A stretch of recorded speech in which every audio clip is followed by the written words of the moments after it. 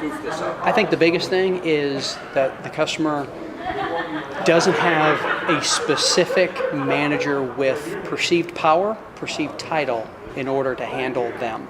All you have to do is bring them in under the CarPro guidelines, that they're going to get taken care of, that we care. It's not that hard. And that's all they want. They just want a little love to come their way. And then we probably have a 70 or 80% closing ratio and get that customer here. It's pretty amazing that I'll get customers and they'll say, we've communicated by email and it doesn't really sound familiar to me.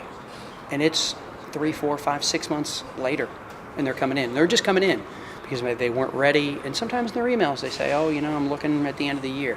Great, I still send them the same email, still follow up with them, but then they'll come back. And sometimes I'll have to ask them, was this just in the last few days? Oh no, it was 3 months ago.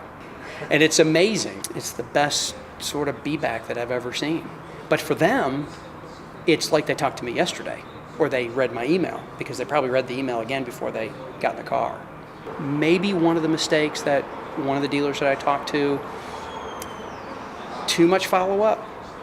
They're treating that customer like a regular up. And if they don't get a response right away, if they can't make an appointment right away, then they're continuing, and that's not what the CarPro customer wants.